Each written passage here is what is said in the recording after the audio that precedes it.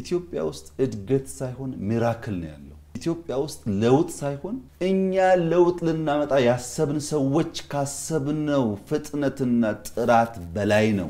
ኢትዮጵያ ከሰቲ ጉዲና ጀራሜ ኢሳካናት አፋኔን ኢብሰሙ ካና ሶ ሂንታኔ ዲንቂ ያዳ ሙጂዛ ጀራማ mesela ሙጂዛ ሚራክሊ አዳጅቱ ታሃት ጅራ ጋፊፍ ዴቢ ሙሚች ሚኒስትር ዶክተር አብይ አህመድ ጎሬ ከይሳ ካና ሄዱ ተከባራ አርገቴ ካና ሄዱ ተካ አጃይባ ዲንቂ isa kaaniif ammoo gartee dinqii addaa Itoophiyaa akkana maraakilii addaa keessa jirtu tana quba qabdaa dinqisiifannaa inni kaan ammoo Itoophiyaan tun tamii ka jedhu hedduu takka kana ajaa'iba ta'edha. Mee viidiyoo kana tokko waliin dhageeffanna. Ani Abduu Moobaala biraa gara deebiidhaan gara chaanal kiyya raftan isin jedhu. Tolaayyee mee viidiyoo muummicha ministeeraa Dr. Abiy Ahmed haasawa inni dhiyeenya kana godhe keessaa waa'ee guddina biyyattii irratti waa'ee jijjiirama biyyattii irratti guddinni amman tana dhufee fi kaammoo kana caala dachaa meeqaan dhufaatiin jiru kan dhufe jechuu osoo hin ta'in kan utuu akka nuti hin beekin tasa dhufe jechuun maraakil wannummaan kunuu jecha gartee amantii keessatti fayyadamuudha. Kun ammoo maalinni qabatamaa waan inni irraa dhufe illee dubbatee jira jechuudha muummichi ministeeraa. Mee ኢትዮጵያ ውስጥ እድገት ሳይሆን ሚራክል ነው ያለው። ኢትዮጵያ ውስጥ ለውጥ ሳይሆን እኛ ለውጥ ልናመጣ ያሰብን ሰዎች ካሰብነው ፍጥነትና ጥራት በላይ ነው ለውጥ እየመጣ ያለው። ይሄን እድገት በተገለጠ አይን ማየት ካልቻል መጠበቅ ካልቻል መደገፍ ካልቻል አደገኛ ጣጣና መከራ ሊያመጣብን ይችላል። ኢትዮጵያ ከሰቲ ጉዲና ሶንታኔ ጅጅራማ ሶንታኔ ጉዲና ረደብሬ ዋን አዳቱ ተሄ ሙጂዛ አዳ ዲንቂ አዳ ሙጂዛ jecha kana beeke ka jecha ma jechuun Dr. Abiy fayyadame kana maybe yoka akkata amantii bilisiginaa keessatti jechi kun fayyadamame illee beekuwan jecha bakka yeroo takkanii yaarattuumi bulchaa dammaqsaa mallasiin hagammatti viidiyoo suni social media kanarra kanaan ta'u tokko jechuudha yeroo Itoophiyaan harka 14 guddataatiin jirti yeroo jedhamu san harka 14 guddatu jechuun ta'ammir nu jedhee ture ta'ammirii jirri jettu san jechuudha dinqi mujiisa kennama adda fakkeenyaaf amma Yesus fayyisaadha jedhami warri protestantii akkasuma gartee fakkeenyaaf amma Isaan nabiyyaan Isaan akka amantii musliimaatitti muujizaa isaaf kenname keessa bal'aa fayyisuu du'aa kaasuu waan akkasii muujizaa rabbiin ambiyoonni hundinuu muujizaa qabu kennama addaa jechuudha waan addatti rabbiin gartee isaaniif kennu jechuudha akka amantii musliimaatitti illee amantii kiristaanaa keessatti illee dinqii addaa jechuudha bakka muujizaa addaa innaa waan akkasiisan hujii namaa keessatti illee dinqii bakka muujizaa addaa ta'ammirnu wanni jedhamu ima jedhamaa irra guddaa amantii keessatti fayyadamamaaf hin jedha. Innaa waan akkasiiti. Duuba taateen addaa tan takkaa tahamee hin beeyne kan nutiyyuu haga nuti gartee fakkeenyaaf guddina finna jennee hojjannee sanii olitti taheetiin argine dinqii addaa dhufee fi amman tana kana caalatti ammoo dhufaatiin jiru kana ija banaa taateen yookiin ammoo ija gartee qaroo waa argituun dhugaa argitu yoo deeggaruu hin dandeenye yoo gartee obsaan eeggachuu hin dandeenye ammoo xaaxaa addaa rakkoo addaa keessa gartee nu koffisuu danda'aadha. Kanaafuu maal taamuu qaba duuba amma xaaxaa fi rakkoo dhufusan keessatti akka hin kufamnee fi jijjiirama adda ta'ammirii dhufaa jiru kana namni hundinuyyuu eeguu qabaadha. Waan dhufe kanaa fi waan dhufaa jiru kana yoo gartee beekuu hin dandeenye xaxama addaa keessatti rakkoo addaa keessa galuu dandeenya.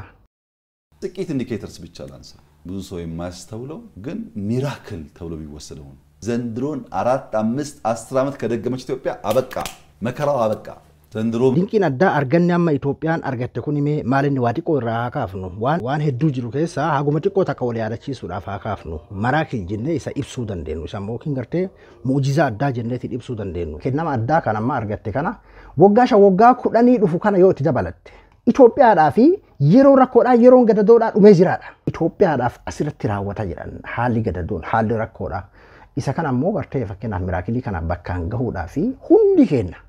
Duraan gartee fakkeenyaaf kophaa hojjetanii mireemma warra biyya bulchaatiin jiru hundi kenna gartee bira dhaabbannee deeggarree akka gartee waan kana akka barbaanne sanitti irraa milkooyinuu fi hundi kenna bira dhaabbatuu qabna. Assalaama bakka Itoophiyaadhaaf asirratti gahaadha. ዘንድሮ ምንድነው የተለየው ነገር?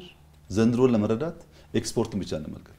ኤክስፖርት ማለት ኢትዮጵያ አምርታ ለውጭ ገበያ አውላ ከውጭ ዶላር የምታገኝበት መስክ ማለት ነው። ከ1984 እስከ 98 ያለው 15 ዓመት ውስጥ ኢትዮጵያ ለውጭ ገበያ ኤክስፖርት አድርጋ ያገኘችው ሀብት 7.5 ቢሊዮን ዶላር ነው። የ15 ዓመት 7.5 ቢሊዮን ዶላር በ15 ዓመት ነው።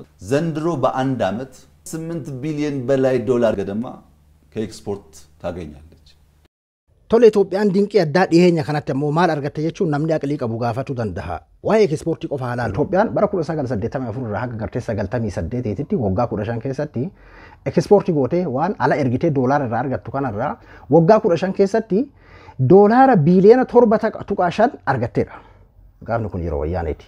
7.5 argatte. Itoophiyaa kaleessa waggaa 15 keessatti doolaara biiliyoona 7.5 qofa argatte. Waggaa 15 qofa itti ifaajee amman tana immoo doolaara biiliyoona 8 ol argatti jechuun akka abdii fuula duraati. Beeki argatte qofa miti amma argattiidha. Biiliyoona 8 ol waggaa takka keessatti waa waggaa 15 tti argatu dadhabdee waggaa takka keessatti argatuuf deemtiidha. Asirratti fakkeenyaaf yeroo garagaraatitti warri biroo kan badhaadhina kaabinoonni fakkeenyaaf karaa biraatiin haasa'u mee በአንድ ዓመት 8 ቢሊዮን በላይ ዶላር የምታገኝ ሀገር 15 ዓመት ሙሉ ምን ትሰራ ነበር ብሎ መጠየቅ ያስፈልጋል። አእምሮ ያስፈልጋል። ለዚህ ማስተዋል ያስፈልጋል። በተገለጠ ልቦና ማየት ያስፈልጋል። ያ 15 ዓመት እንደዚህ አይነት ተአምር ሰርተንበት ቢሆን ኖሮ ዛሬ የትን ሆን ነበር ብሎ በቁጭት መንፈስ ተምሮ መለወጥን ይጠይቃል። ለምሳሌ ቡና Itoophiyaan kaleessa waggaa 15 keessatti biiliyoona 7.5 argatte ar'antana ammoo ta'ammirii addaa isa mu'ujizaa addaa argatte waggaa takka keessatti doolaara biiliyoona 8 argatte kana osoo gartee waggaa 15 tti argatte meeqa geenna biyyi teenna suni eessa geetti ka jiru if gaafachuu qaroomaan sammuu gartee waa yaaduu sammuu bilisaatiin if gaafachuu dhafeessisa. Dinqii kana eenyummaanuu uf gaafatuu qaba. Isa gartee dinqii addaa taa'ame kana uf gaafatuu qaba. Kanarra rabbo waggaan 5 itti as dabalamnaan wanni amma argame kanaatti waggaan 5 as dabalamnaan inni Itoophiyaadhaa fi kalaas asirratti gadadoon maaliin dhumata jechuudha. Biyya adda ta'ammirii addaati jechuudha. Biyya gartee akka amma fakkeenyaaf yookiin hojiitu jira jedhamee namni itti deemu biyya akka South Africa ta'amma wal waraanaa jirtu kana Afrikaa keessaa tana taminni Kongo jechuun biyyoota bakka yeroo takka amma fakkeenyaaf Suudaan illee gaazaa argatte jedhamee ti deemamaa ture jechuudha. Jechuun biyya bakka ta'ammirii addaa waan addaa wahii argatte jedhamee biyyatti gartee yookiin zayitii albuuda wahii ma'adina addaa gaaza waan jedhamu waan akkasiisan jechuudha. Duuba kanaafuu inni kun ammoo lafatti miti kan dhufe. Fakkeenyaaf bunuma haa fudhannu jenna ekspoortii. Ekspoortii kan godhame barana waa hima bunaa haa fudhannu kun ammoo ifaajee teennaan lifaatii kennaan lafatti hin dhufne buna oomishne dhaabne itti ifaanyeeti gartee kana kan goone buna qofa fudhannee kan fakkeenyaaf kan bara waggaa tokko keessatti gartee akkas ta'etu kan yoo kana biraatitti as deebi'ame kan fakkeenyaaf waan Itoophiyaan irraa sharafa alaa kan argattu kal'ootu jira warqitu jira wantoota garaagaraa gartee kan Itoophiyaan argitu abaabotu jiraami kunneen yoo itti dabalame ammoo eessa ekspoortiin karaa hedduun jira amma fakkeenyaaf biyyi teenya beeki ekspoortii godhuu kan eegalte amma durallee kan muummichi ministeeraa dubbate diroonii faadhamisa kan alatti illee gurgurannee doolaara argamsiisuu xiyyeetii illee gurgurannee doolaara argamsiisuu eegalee kan inni jechaatiin ture jechuudha. Haala kanaanidha jechuudha waa'ee guddina biyyatti gabaabseetti beeki viidiyoolee fakkeenyaaf hedduminaan sooshaal miidiyaa kanatti ajandaa ta'e keessaa anamma kan ajaa'iba natti taate isa gartee afaan saayinsiitiin parsantii akkanaa kun akkasiin kana ta'e kun kana ta'e maali san warra saayinsiitiif dhimma suni hojii kennaa miti amma nuti akkanumatti saayinsii keessaa as baanee noormaal haa taanu biyya san keessatti namni kan gartee guddinni ta'ammiriin akkanaa kun jiru Itoophiyaa san keessatti namni maaliif akkanatti gartee hojii dhabilee ta'ee kan hojii harkaa qabu abdii muratee biyya namaatitti maaliif hawwa biyya namaa dhaqee reetiisuu biyya namaa dhaqee dhagaa baadhatu biyya arabaatitti maa hawwa namni kan hojii harkaa qabu hundi keenya biyya san keessaa dhalannee yaajira kenname amma fakkeenyaaf isa amma waan hunda gartee beektaatti forootikaa godhuun sirrii miti. Dhugumatti fakkeenyaaf amma naati illee nama noormaal tokko taane akka nama Itoophiyaawii tokkootitti filachi keessaa qabna saahiba obboleessa namni ala jirullee jechuudha. Bilbiltee ati akka mee biyya san keessatti ka suuqii qabulleen ka waan aggadatus hatta agartee ka kotorbaandii dalagatullee namoota gadaanaa fi jiddu galeessa jechuudha. Akkami mee jijjiiramne akkami fakkeenyaaf biyya keenya fagoon deeminatti amma akkaataa agartee gaafa wayyaanee sanii fi har'a akkami jijjiiramne jira dalagatanii jijjiiramuun dalagatanii waan xiqqoorraa ka'anii yeroo dhihootti gartee mallaqa godhatuun akkami ka jedhu uf gaafatu fira keellee gaafatu.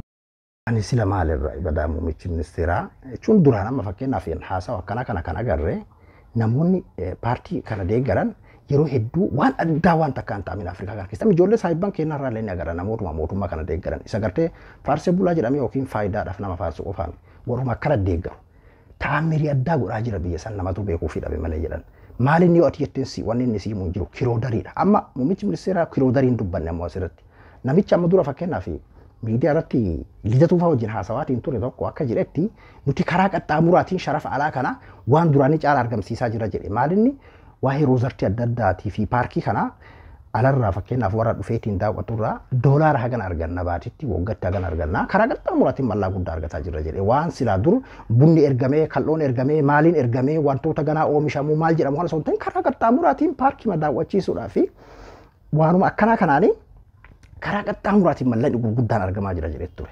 Har'aa muummichi ministeera Dr. Abiy Ahmad akkaatuma warri duraan biyya san keessa waan addaatisu ta'utu jira jedhaniitiin gartee fakkeenyaaf haasawaan san har'aan tana muummichi ministeera illee haala sajaasaa garuu walumaa galatti dhugumatti gartee mu'ujizaan akkasii kennamni addaa kan akkasii sun yoo jiraate biyya san keessatti namni hundu iliidhaan taqabbalaa namni hundaafuu gammachuudha guddinuu waan barbaadamu waan ta'eef jechuudha ammoo dhugaan lafarra jiru akkamii ka jedhu nama biyya keessa nagadataa jiru kan gartee bitee gurgurataatiin jiru ka suuqii barateetii waa irraa jalaa barbaadu kan gartee deddeemee karaa irratti gurgurataatiin jiru akkami isa miidiyaa irratti jiramu karaa miti saahibbanaa taatu namoota wal beeynuun ijoollee firaa taatu namoota nigdirra jiran bilbilee gaafadha akkami haalli jiru jechuun akkama firii taate kaati maaliif ennaan waan gadi beektaati ija qabatteetumaan deeggaruunis ija qabatteetumaan abaaruunis sirrii miti.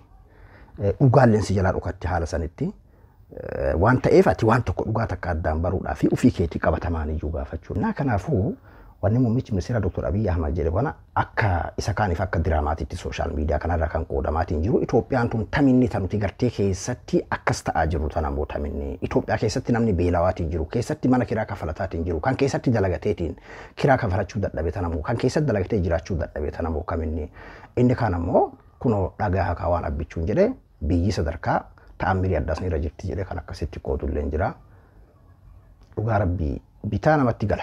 Namni miraakilii jibbu hin jiru.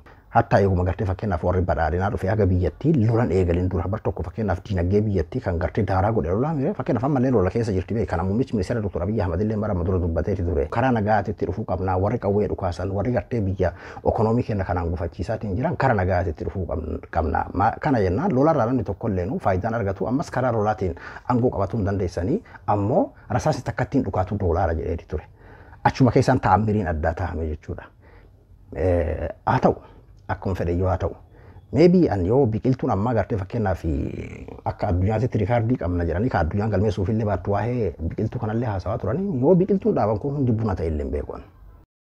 Mee isinis gaafadhaa waan isiniif fakkaate komantii jala kaa asirratti waa'ee deeggarsaa fi jibbaa akkasii maal waa'ee dhimma dhuunfaa keetii san dhiisati deeggarsa illee dhaqqabna mormuu illee dhaqqabna isa dhugaa lafarra jiru haaluma dhugaan qabatamaan ati fakkeenyaaf odeeffattee argataatiin jirtu haala qaaloomiinsa jireenyaa addunyaa guutuu irratti qaala'uun beekni jira amma dubbiin Itoophiyaa keessa mallaqatu hin jirre fakkeenyaaf gaafa amma dura yeroo waa'een sharafni gartee akka sadarkaa addunyaatitti jedhamee IMF'n keessa galee waa'ee gartee ikoonoomii biyya keenya san namni hedduun yeroo sanitti fakkeenyaaf dhugumatti ta'ammirii addaa yookiin dinqii addaa eegaati ture maaliif jennaan mallaqni kun gadi dhiifama gaafa gadi dhiifame hojiitti hiikama mootummaa waa ijaaraa hojjetaa garagaraatu achi keessa seenee hojjetataa akkasuma gartee hojjetaan achi keessa waa hojjetu kun deebi'eetiin as dhufee kasuuqii banatirraa waa bitataa walumaa gala sochiin ni jiraata hojiin ni jiraata garaagarummaa jiraata namni amman tana jijjiirama wayitu jira Itoophiyaa keessa yeroo kana keessa namni waa hojii eegalee ni guddata waan jedhamutu